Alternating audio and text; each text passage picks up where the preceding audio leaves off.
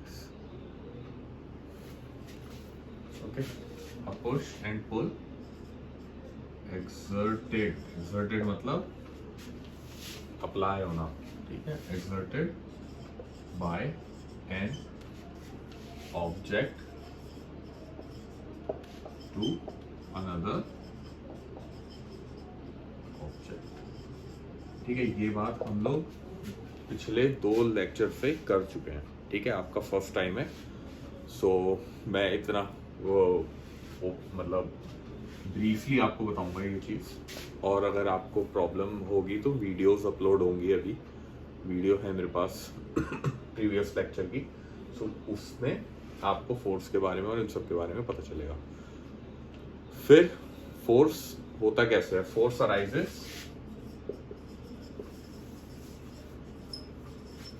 arises when there is a contact between two objects. जब 2 objects के बीच में contact होगा तब फोर्स अराइज होता है. फॉर एग्जाम्पल एक फोटो दिखाता हूं मैं आपको. ये good morning, you are here. Devendra Shukla.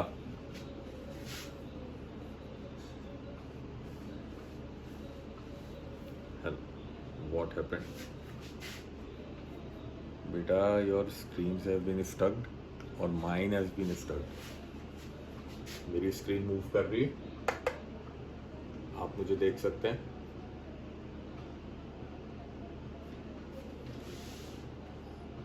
नहीं, मैं अभी तो रिवीजन करा रहा हूँ बेटा. जैसे जैसे बच्चे ज्वाइन करते रहेंगे फिर हम आगे बढ़ेंगे. बस अभी एक 5-10 मिनट का रिवीजन करते हैं, फिर आगे बढ़ते हैं. ठीक है देवेंद्र. ओके, तो कल मैंने देवेंद्र को एक फोटो दिखाई थी. क्या हो गया.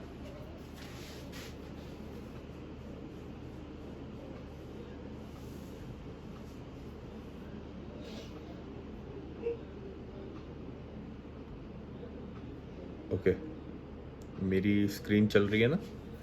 ओके, ठीक है. कल मैंने ये देवेंद्र को ये दिखाई थी फोटो. ठीक है, और अभी मैंने आपको एक चीज बताई कि फोर्स कब पैदा होता है, कब अराइज होता है. When force arise,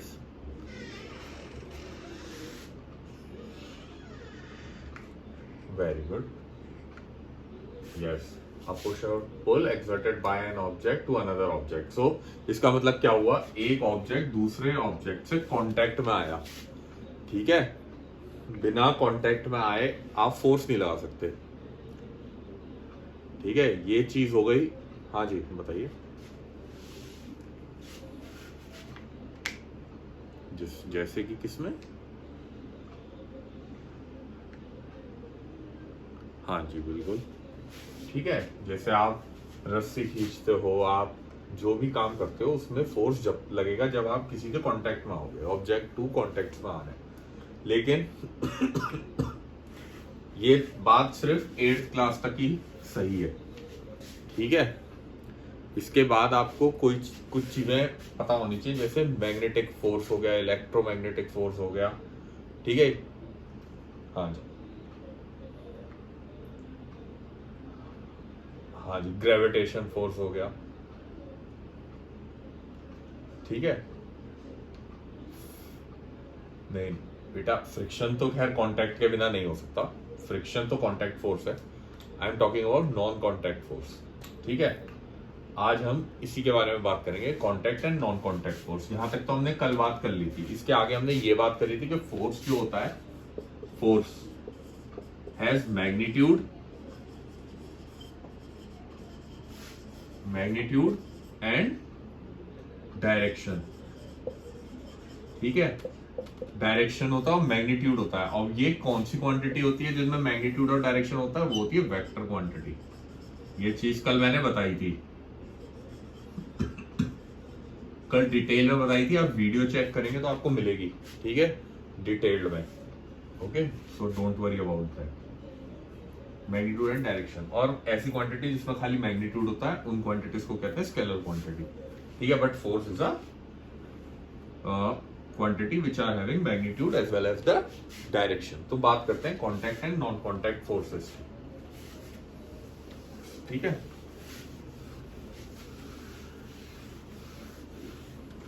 contact force and non contact force, नाम से पता चल रहा है।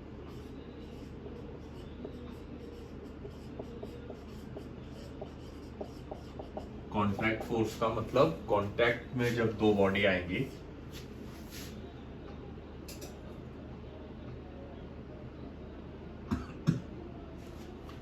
जहां पे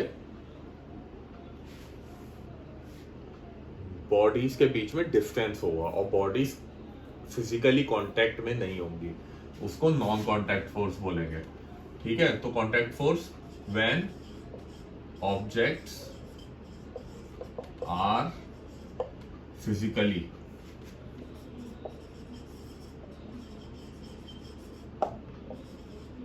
इन कांटेक्ट टू ईच अदर,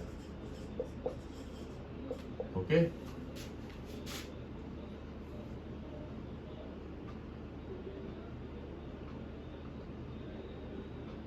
बेटा कॉन्टैक्ट फोर्स की these are the applications. Applications का मतलब होता है example. For example muscular force जो आप कह रहे हो पुश एंड पुल हो गया, आपका फ्रिक्शन हो गया,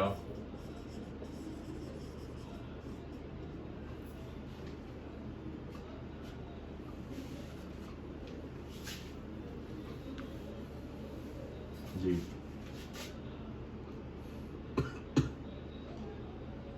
बिल्कुल सही बात है। When objects are physically in contact to each other, then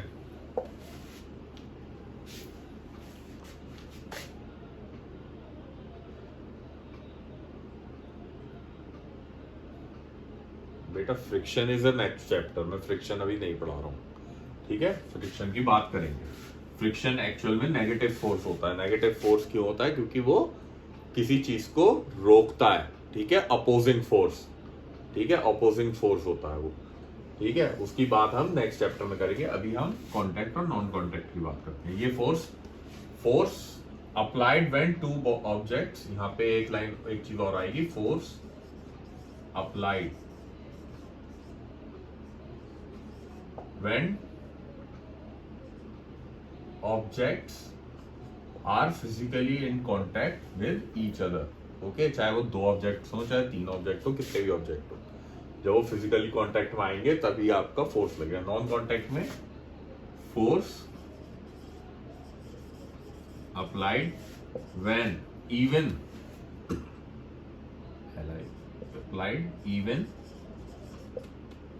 the bodies, the objects are not in contact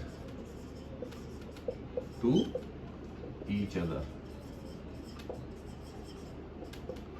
वो कांटेक्ट में नहीं है एक दूसरे से, तब कैसा फोर्स लगेगा? नॉन कांटेक्ट फोर्स, ठीक है। एग्जाम्पल इसका कांटेक्ट फोर्स का पुश, पुल, फ्रिक्शन, ठीक है। एग्जाम्पल नॉन कांटेक्ट का ग्रेविटेशन, ठीक है। फिर आपका क्या आ गया? मैग्नेटिक पुल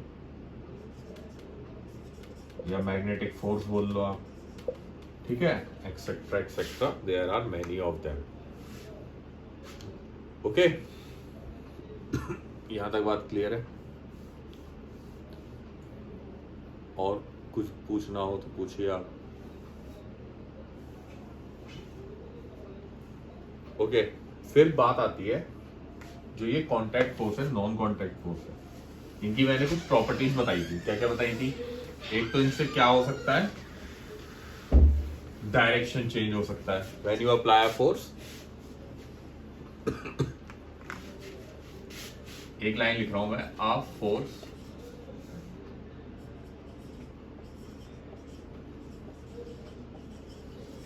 जी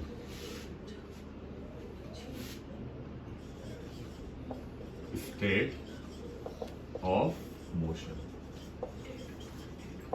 ठीक है, स्टेट ऑफ मोशन का क्या मतलब हुआ? हाँ, अब मैं बताता हूँ, चलिए। ठीक है, आपने बहुत बता दिया, आप रुकिए। ठीक है, मोशन, स्टेट ऑफ मोशन का मतलब क्या है? If a body is in rest, body rest में है, when I applied force to it. ठीक है, मैंने फोर्स अप्लाई किया तो ये बॉडी क्या होगा? Start moving. तो ये रेस्ट में थी, ये इसने मूव करना स्टार्ट किया, अब ये मोशन में आ गई। धीरे धीरे मैं इस पर और फोर्स लगाता रहा तो ये थोड़ी और तेज हो गई। ठीक है, इट बिकम्स फास्ट। ठीक है, फिर बहुत फ्रीक्वेंटली ये फास्ट हो गई। अब ये जो बॉडी थी ये मूव कर रही है, ठीक है, और मैंने इस तरफ से इसे रोकने के लिए फोर्स लगा दिया तो ये रुक जाएगी। ये एक्सपेरिमेंट मैंने कल भी दिखाया था। ठीक है, ये इनको दिखाया था, देवेंद्र जी को। तो उनसे मैंने ये कार ली थी, ये टॉय कार ली थी। ठीक है, और ये एक बुक है मेरे हाथ में, इसको मैंने यूज किया था एज ए प्लेन सरफेस। हाँ जी बेटा, हाँ जी बेटा।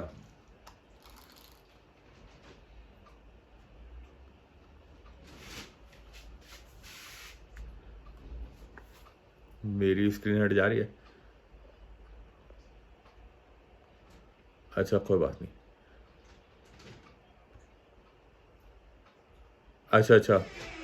अच्छा, मनसीरत आप म्यूट हो जाइए। हाँ बस बेटा, और ठीक है मनसीरत, सब लोग दोनों म्यूट हो जाओ। चलो चुप हो जाओ, बस दोनों म्यूट हो, दोनों से कोई नहीं बोलेगा अब। ठीक है, जब मैं पूछूंगा तुमसे म्यूट अनम्यूट होने के लिए तब अनम्यूट होगा। ठीक है, ये टॉय कार है।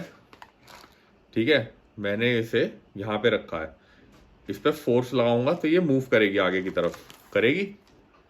फोर्स लगाऊंगा तो ये आगे की तरफ मूव कर रही है। ठीक है, but when it is moving और मैंने फोर्स अप्लाई किया आगे, सो इट स्टॉप्स। जैसी फोर्स हटा दूंगा मैं तो इट अगेन मूव। तो एक चीज है, फिर से तुमने अनम्यूट कर दिया, कोई यस सर नहीं बोलेगा अब। ठीक है, हो गया बस। अनम्यूट कोई अपने आप को नहीं करेगा जब तक मैं नहीं करूंगा। ठीक है, मैं कहूंगा तब आप अनम्यूट कर सकते हैं। ठीक है, वही चीज मैं आपको बोर्ड पे बता रहा था कि जो बॉडी थी, a force can change the state of motion. अब स्टेट कौन सी होती है मोशन की? एक तो रेस्ट होती है, रेस्ट, और एक दूसरा होता है इन मोशन।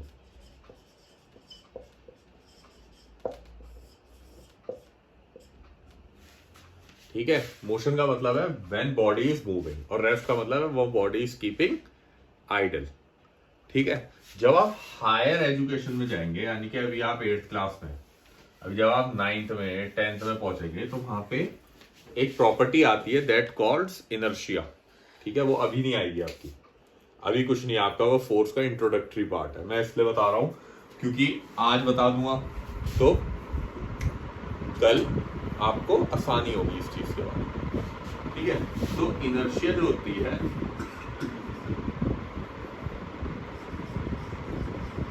इनर्शिया ऐसा लिखा जाता है इसे। ठीक है, ये बहुत इंपॉर्टेंट है। फोर्स इसी से डिफाइन होता है। क्यों? ये कहा जाता है, ये एक प्रॉपर्टी है, जैसे ये एक बॉडी है, ये इस बॉडी की इनहेरेंट प्रॉपर्टी है। इनहेरेंट समझते हो आप? इनहेरेंट का मतलब है जैसे आप अपने फादर से इनहेरिट होके उनके जैसे दिखते हैं। ठीक है, आप अपनी मम्मी की तरह या अपने पापा की तरह दिखते हैं, वो इनहेरिट, आपने हेरिडिटरी इनहेरिट किया, इसलिए आप ऐसे हैं। ठीक है, वैसे ही ये जो इनर्शिया ये इनहेरेंट प्रॉपर्टी है। जैसे अगर ब्लॉक है, ठीक है, लोहे का ब्लॉक है या लकड़ी का ब्लॉक है, ठीक है, उसकी इनहेरेंट प्रॉपर्टी है कि वो जब हम रख देंगे किसी सरफेस पे तो वो लुढ़केगा नहीं, वो रेस्ट में रहेगा। वहीं पे एक ये रोलर यानी कि बॉल है, ठीक है, बॉल को रखोगे तो थोड़ी देर इधर उधर घूमेगी और फिर रेस्ट पे आएगी। ठीक है, ये इनहेरेंट प्रॉपर्टीज हैं, ठीक है। और ये इनहेरेंट प्रॉपर्टी जो है इनर्शिया, ये बहुत हेल्प करती है फोर्स में और बॉडी को मोशन में लाने के।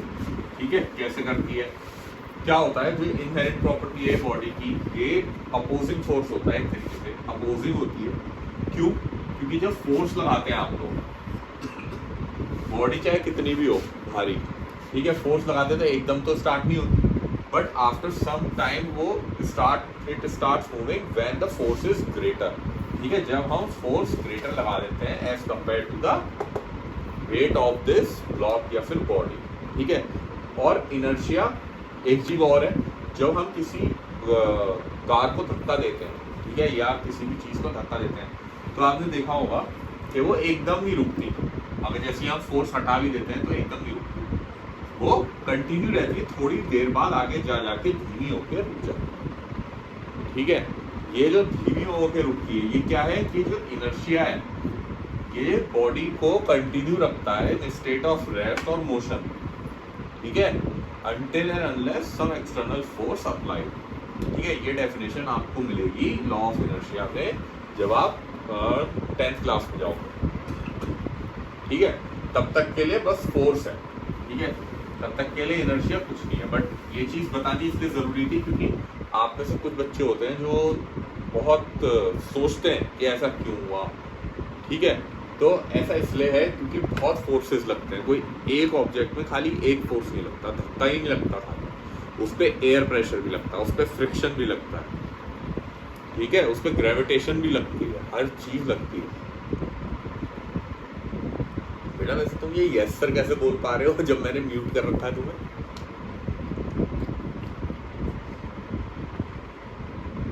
Okay, now force can change the speed of an object or the direction of its motion, or both implies a change in a state of motion। अच्छा, force क्या क्या चेंज कर सकता है? पहली बात,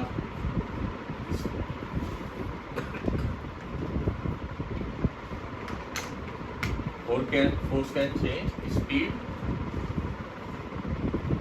of moving object, moving object की speed change कर सकता है। और क्या कर सकता है? इस वेट,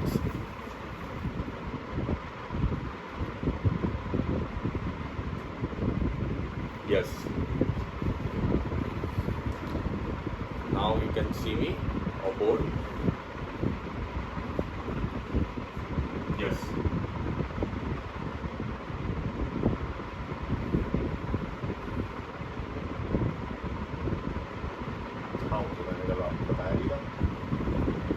तो ये चीजें लिखने के लिए बता रहा हूँ मैं। Speed of a moving object, then direction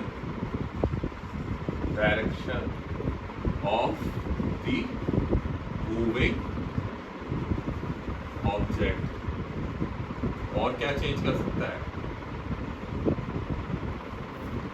shape of an object, second, third.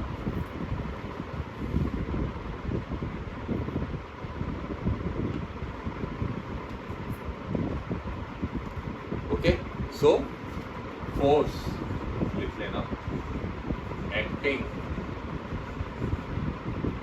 On an object.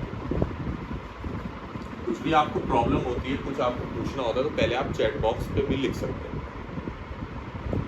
Okay,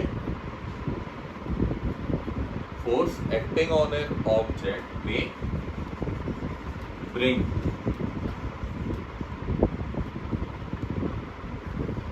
change in its state of motion or are change in its shape, in its in 3 point से हमें क्या statement मिला? Yes, रुको एक जना बोलो।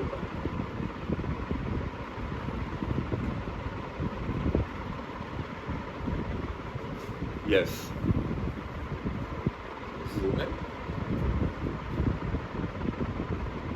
Okay. हाँ देवेंद्र बताओ, पहले तुम बताओ। जूम इन किसको जूम करना है बेटा? मुझे?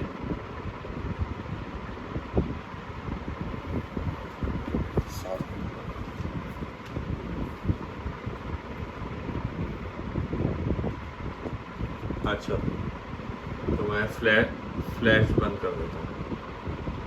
अब ठीक है।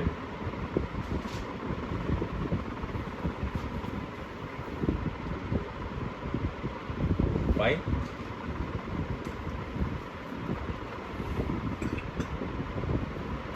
तो मैं बड़ा लिख देता हूँ। इट्स ठीक है, बट मैं नहीं दिखाई दूंगा अब तुम्हें क्योंकि वो जूम हो गया ना। कोई इशू नहीं है। हाँ बिल्कुल सही बात है। अब जल्दी मैं पढ़ा ही रहा हूँ, ये भी पढ़ा ही रहा हूँ। इन 3 पॉइंट से हमारा क्या निचोड़ निकला और क्या हम लोग कंक्लूजन निकाल रहे हैं, उस कंक्लूजन को मैंने ये स्टेटमेंट में निकाला है बेटा, इस स्टेटमेंट में। तो याद रखना, force acting on an object क्या क्या कर सकता है? वो मे bring change in its state of motion और चेंज इन इट्स शेप, चाहे वो कोई सी भी ऑब्जेक्ट हो। ठीक है। नाउ एक फोटो दिखाता हूं मैं आपको, तस्वीर दिखाता हूं एक। ये देखिए, दिखाई दे रही है आपको? क्लियर है?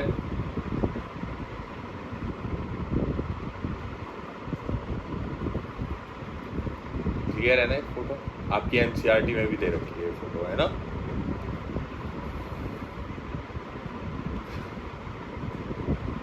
बेकार।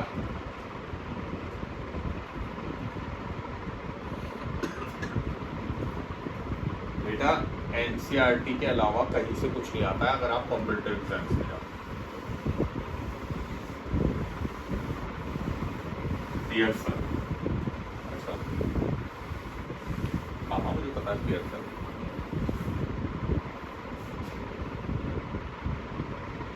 एक्चुअली एनसीईआरटी में हर चीज एक्सप्लेन की होती है विद एन एग्जाम्पल।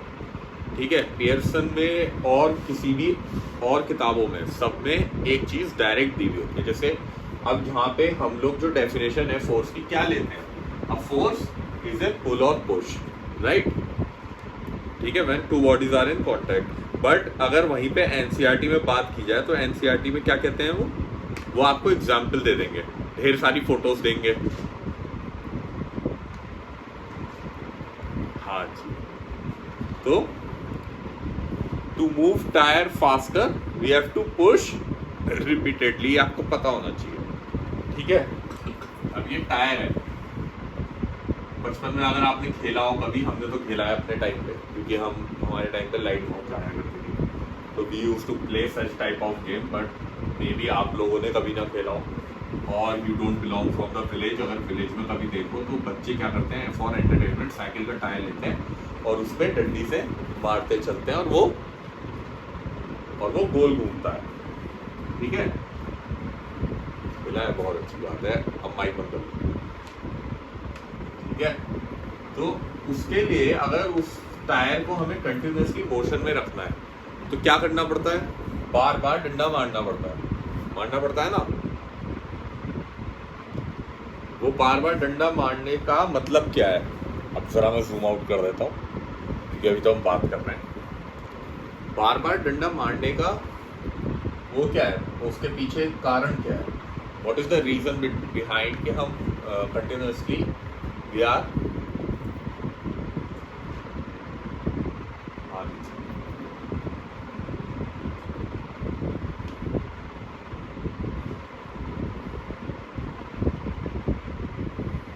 ये तो तुमने नहीं, कारण नहीं बताया, ये तो तुमने बता दी। अरे रुको रुको, मनसीरत बोलेगा, मनसीरत बोलेगा।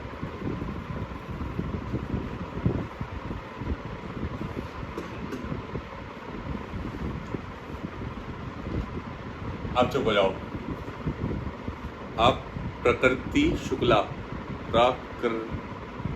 प्रकृतिक प्रकृति, बेटा क्या नाम है आपका?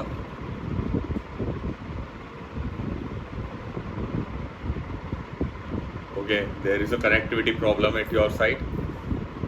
आप क्या कनेक्टिविटी प्रॉब्लम लग रही है मुझे? ठीक है, बाकी सब शांत हो जाइए। ओके, सो क्या होता है, मैं आपको इतनी लंबी आप इतनी लंबी स्टोरी नहीं लिखेंगे। कभी भी आपके पास क्वेश्चन आएगा या ऑप्शन आएगा तो इतनी लंबी आप कंटिन्यूसली उसे इसलिए मार रहे हैं कॉज वी आर गिविंग और applying force to the tyre. ठीक है, जब मैंने आपसे बोल दिया कि फोर्स क्या है, बॉडी को कंटिन्यू रखती है इन मोशन, तो ऑब्वियस सी बात है ये जो टायर है इसे बार बार मारने का मतलब क्या है? इसे बार बार मारने का मतलब ये है कि ये मोशन कंटिन्यू रहे। कंटिन्यू कैसे रहेगा? जो मारने से उस पर फोर्स लगता रहेगा, इस वजह से ये मोशन कंटिन्यू रहेगा। ठीक है,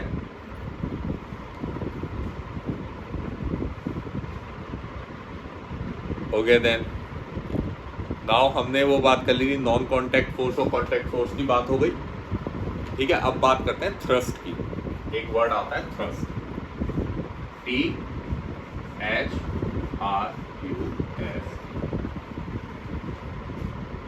ओके, थ्रस्ट का क्या मतलब होता है?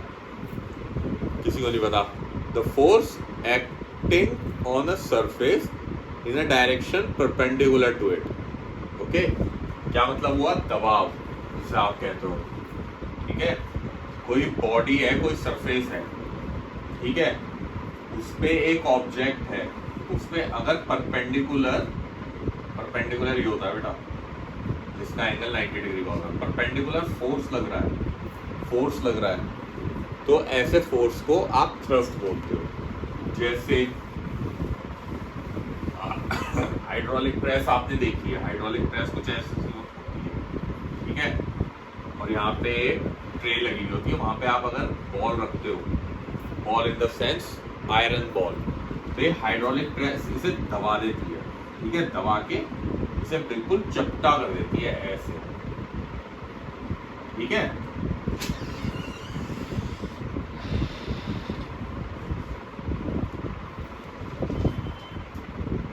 हाँ जी, वो प्रेशर में तो आती है, बट ये क्या है? ये थ्रस्ट लगाया हमने, थ्रस्ट। ठीक है, ये भी फोर्स के जैसा ही होता है, लेकिन ये फोर्स तो आपका हर डायरेक्शन में लग रहा है। इस डायरेक्शन में लग रहा है, इस डायरेक्शन में लग रहा है, इस डायरेक्शन में लग रहा है। आप जहाँ चाहो वहां लगा दो फोर्स।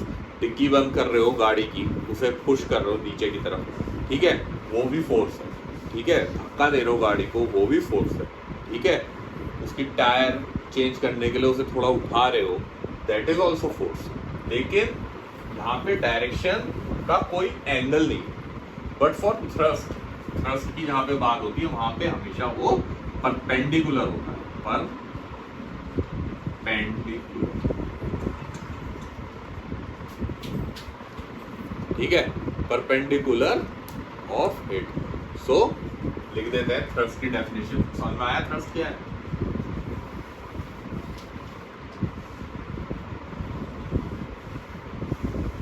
डेफिनेशन तो अभी कर रहा हूँ बेटा, कर रहा हूँ।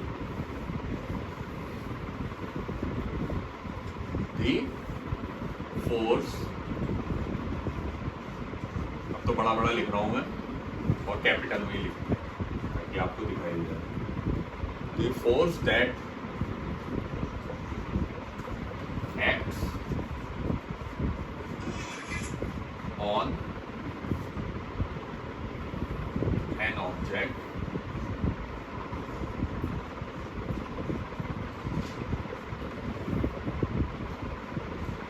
in the direction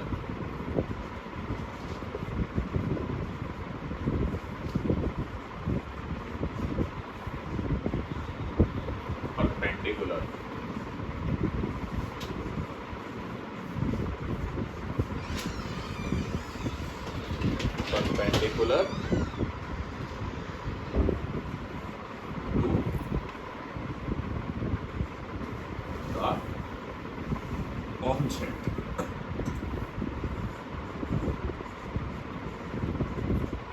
है ऑब्जेक्ट के परपेंडिकुलर हो, इसको कहते हैं इज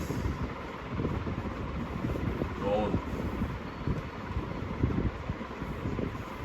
एज थ्रस्ट। देखो बहुत बड़ा बड़ा लिख दिया तो दिखाई दे रहा है।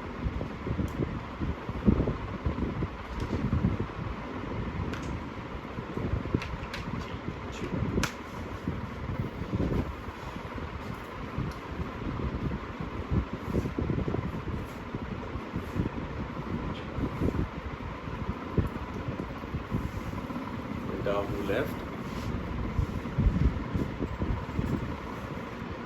Okay, after 10 minutes this meeting, okay, no problem, actually the notification has come because 40 minutes की मीटिंग होती है Zoom पे, so after 40 minutes के बाद 10 minutes हमें और मिलते हैं, so after 10 minutes it will be over, so जल्दी से इसको ख़त्म करते हैं cause it is over now, only pressure is left। Okay, so thrust आपको समझ में आ गया? थ्रस्ट, अच्छा, ये भी करिए कोई इशू नहीं है, दोबारा मीटिंग स्टार्ट कर देंगे, बट एक्चुअली मुझे भी पढ़ाना है ना बच्चों को दूसरी क्लास में पढ़ानी है।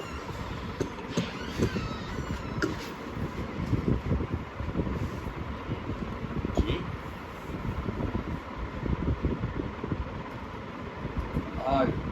नहीं, सही बात है, खेलना बहुत इम्पोर्टेंट है, खेलना तो बहुत इम्पोर्टेंट है। खेलना क्यों इम्पोर्टेंट है? क्योंकि उसमें भी फिजिक्स लगती है बेटा। एक्चुअली मैं स्कूल में पढ़ाता हूँ बेटा, तो मेरे को स्कूल में भी पढ़ाना होता है ऑनलाइन। पहले मैं मॉर्निंग में हमारी क्लासेस चलती हैं टिल 12, ठीक है, 12 AM तक मैं स्कूल में पढ़ाता हूँ and I am a class teacher of 8th class also. So फिर क्लास टीचर्स का जो मीटिंग होती है and all the work we are have to do, वो काम करता हूँ। फिर शाम होते होते फिर मैं आप लोगों को पढ़ाता हूँ, ठीक है, आप लोगों को पढ़ा रहा हूँ। आप जगदीश सर को जानते होंगे, हाँ जी, सच है सर, अच्छा, ओके,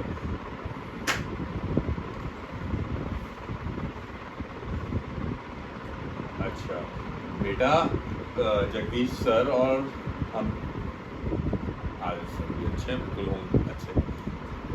मैं आरिफ सर को जानता नहीं उतने अच्छे से, but actually I belong from same place जहाँ पे जगदीश अधिकारी सर हैं, मेरठ, ठीक है। तो हम लोग फ्रेंड्स हैं और साथ में हम लोगों ने एजुकेशन करी है, so that's why also I am teaching you because he asked me. So मैं फ्री था इवनिंग में, मैं वैसे ट्यूशन लेता हूँ, but because of that COVID and और pandemic I was just suffering from COVID for last month, I was suffering from Covid.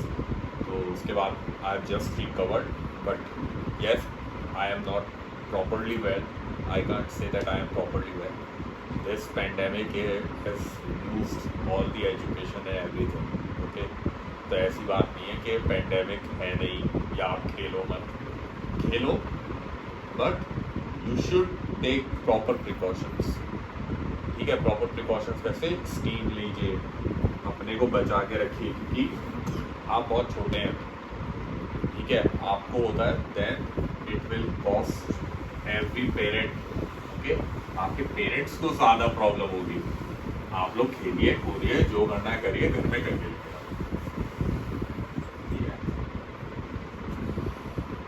अब जैसे आप गेम्स की बात कर रहे हैं, चलिए गेम की तरह बताते हैं। बास्केटबॉल, रस्सा खींची में क्या हर जगह फोर्स लगता है बेटा, ऐसा कोई गेम नहीं है जिसमें फोर्स नहीं लगता। फुटबॉल, क्रिकेट, ठीक है, बोलते रहो, बास्केटबॉल,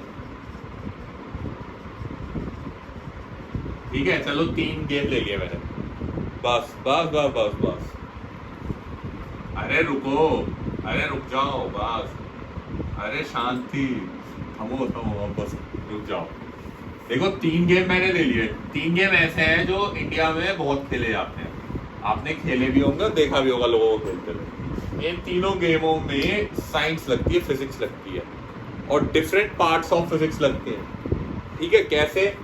बास्केटबॉल में, ठीक है, आपका हाइट का कमाल नहीं होता बेटा इसमें। बास्केटबॉल और ऐसी दुनिया में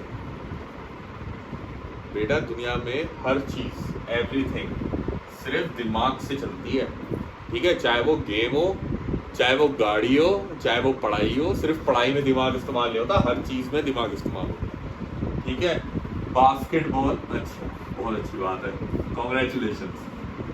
ठीक है, ओके, लड़िए मत। ओके, ठीक है, पंगा कोई किसी से नहीं लेगा, सब म्यूट हो रहे हैं, चुप, बस, सब म्यूट हो रहे। अरे फिर ओपन कैसे कर रहे हो? माइक जब म्यूट कर दिया है तो म्यूट रहेगा, बिल्कुल ओपन मत कर देना। ठीक है, तो हर गेम में जैसे बास्केटबॉल है, व्हेन यू आर शूटिंग तो आपको रिंग का डायरेक्शन देखना होता है। रिंग आपके ऊपर लगी होती है, आप यहाँ पे खड़े होते हो, ठीक है, विद अ बॉल। यहाँ से आपको रिंग के अंदर बॉल डालनी होती है। So you have to check कि यहाँ से डायरेक्शन ऐसे है, ठीक है, ऐसे डायरेक्शन ऐसे है, मुझे कितनी हाइट तक इसे फेंकनी पड़ेगी और कितनी ऊपर फेंकनी पड़ेगी कि ये ऐसा कर्व मोशन में आके रिंग के अंदर जाए। वैसे ऐसे कर्व मोशन को बोलते हैं, जब आप 11th या 12th में जाओगे, प्रोजेक्टाइल मोशन। ठीक है, ये मोशन अगर आपका दिल करे तो कभी सर्च कर लेना, प्रोजेक्टाइल मोशन,